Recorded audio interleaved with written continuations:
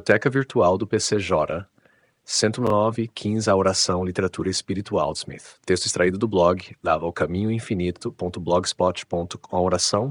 A oração, Joelcio Goldsmith, o caminho infinito. Vós pedis e nada recebeis, pois pedis mal, disse o apóstolo Tiago. Já se deram conta que por algum tempo oraram e não obtiveram respostas às suas orações? Pedis errado. Esta é a razão. A oração, baseada na crença que há uma necessidade ou um desejo insatisfeitos, nunca será consoante com a verdadeira oração científica. Uma oração para que Deus faça alguma coisa, mande ou forneça algo, ou cure alguém, não tem nenhum poder. Cremos, por vezes, que Deus precise de um canal através do qual venha satisfazer nossos pedidos, e isso nos leva a procurar as respostas fora de nós mesmos. Podemos pensar que o suprimento possa vir até nós e, por isso, ficamos aguardando por uma pessoa ou por uma condição através da qual isso aconteça. Ou podemos depender de um curador ou de um mestre como canal de cura. Pedis mal. Qualquer ideia de que aquilo que buscamos esteja em algum lugar que não dentro de nós, dentro de nossa própria consciência, é a barreira que nos separa da nossa harmonia. A oração verdadeira nunca é dirigida a um ser fora de nós mesmos, e tampouco espera por algo vindo de fora de nosso ser. O reino de Deus está dentro de vós, e todo o bem deve ser procurado ali. Se reconhecemos que Deus é a realidade do nosso ser, entendemos que todo o bem é inerente a esse ser, o seu e o meu ser. Deus é a substância do nosso ser, e por isso nós somos eternos e harmoniosos. Deus é a vida, e esta vida é autossustentada, Ele é a nossa alma, e nós somos puros e imortais. Deus é a consciência do indivíduo, e isto constitui a inteligência do nosso ser. Para sermos precisos, não há Deus e você, embora Deus sempre se manifeste como você. E esta é a unidade que nos assegura o bem infinito. Deus é a vida, a mente, o corpo e a substância do ser individual. Por isso, nada pode ser acrescentado ao indivíduo. E a oração verdadeira é o reconhecimento constante desta verdade. A conscientização do nosso verdadeiro ser, da natureza e caráter infinitos do nosso próprio ser, também é oração. Nesse estado de consciência, em vez de buscar, pedir e esperar algo da prece, voltamos nosso pensamento para dentro e ouvimos a pequena voz silenciosa que nos assegura que, mesmo antes que pedíssemos, nosso Pai conhecia e preenchia nossa necessidade. E aí está o grande segredo da oração. Deus é a totalidade e é sempre manifesto. Não há, pois, um bem ou Deus imanifestos. O que cogitamos estar buscando está sempre presente dentro de nós, já manifesto, e nós temos que ter em mente essa verdade. Todo o bem já é, e é para ser manifesto. O reconhecimento desta verdade é a oração atendida. Nossa saúde, prosperidade, emprego, lar e harmonia não são, pois, dependentes de algum Deus longínquo. Nunca dependem de um canal, pessoa ou lugar, mas estão continuamente à mão, onipresentes dentro de nossa própria consciência. E o reconhecimento desse fato é a oração atendida. Eu e o Pai somos um, e isto é causa da perfeição do ser individual. Para sermos precisos, não há Deus e tu. É impossível orar corretamente sem ter compreendido esta verdade. E sem conhecermos nossa relação com a divindade, nossa oração seria apenas fé cega ou crença e não compreensão. É a nossa conscientização da unidade do ser, a unidade da vida, da verdade, do amor, que redunda em oração atendida.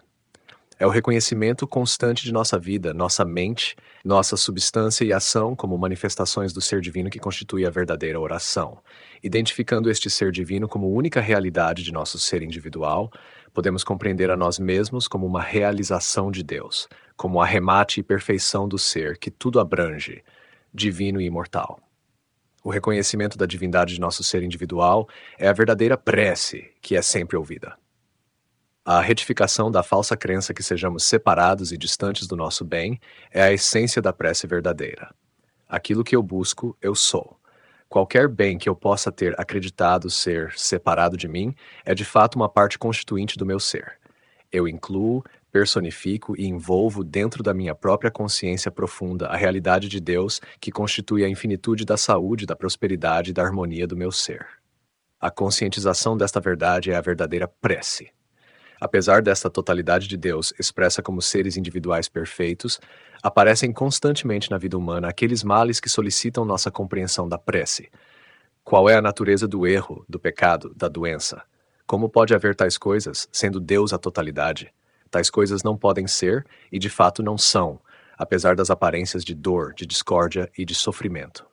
A Bíblia nos revela a verdade básica do ser. ou seja, que Deus viu tudo o que tinha feito e viu que era muito bom. Nesta perfeição que Deus criou não há profanação ou algo que seja mentira, e não há outro princípio criador.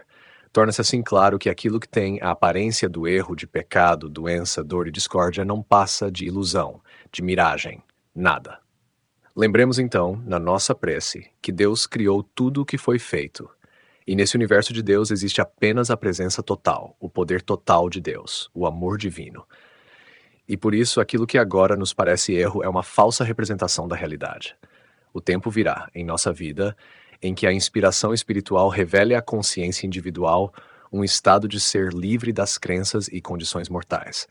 Não mais, então, viveremos uma existência baseada em afirmações ou negações mentais e, no lugar disso, receberemos de nossa consciência um constante desdobramento da verdade. Por vezes, isso nos vem do canal de nosso próprio pensamento.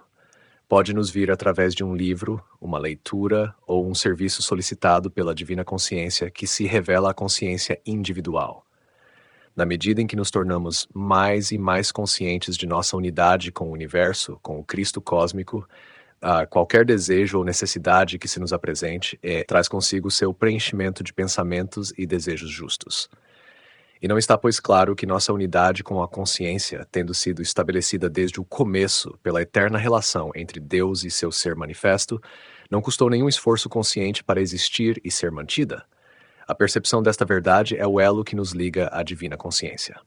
Para muitos, orar significa pedir e suplicar a um Deus que mora em um lugar chamado céu. O fato, porém, deste tipo de oração resultar em fracasso universal na obtenção de seus fins, prova que isso não é uma prece verdadeira e que o Deus a quem suplicam não está lá para ouvir. A reflexão dos homens percebeu eventualmente a falta de resposta para tais orações e se voltou para a busca do Deus verdadeiro e da ideia correta de prece.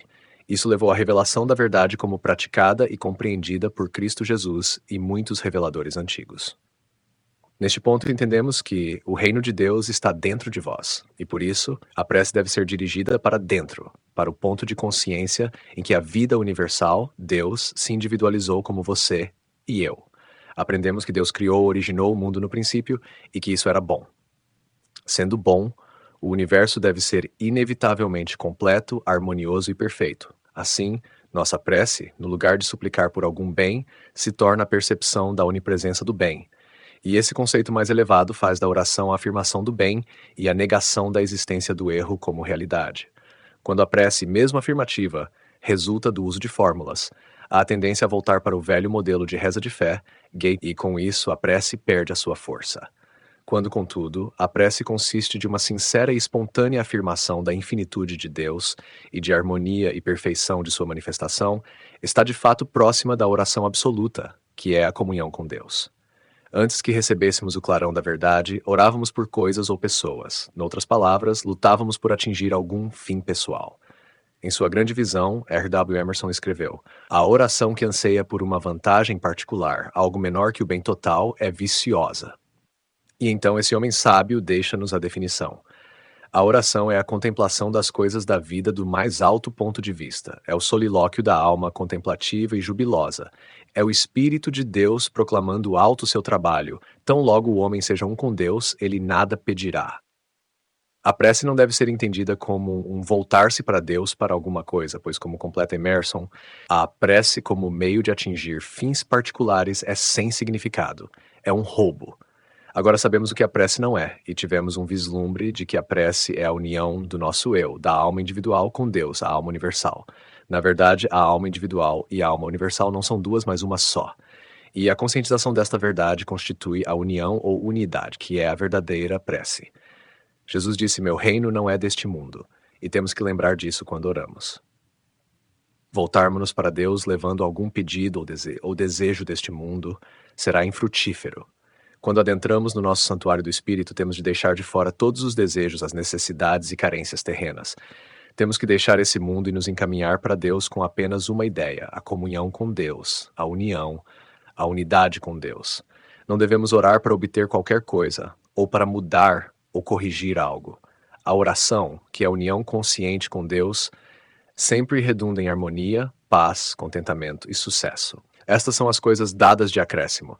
Não é que o espírito produza, corrija ou cure a matéria ou o universo físico, mas ocorre que nós nos elevamos para um grau de consciência mais alto, onde há menos matéria e, por isso, menos discórdia, menos desarmonia, doença ou carência. A comunhão com Deus é a verdadeira oração. É o desenvolvimento na consciência individual de sua presença e poder, e isto nos torna todos completos.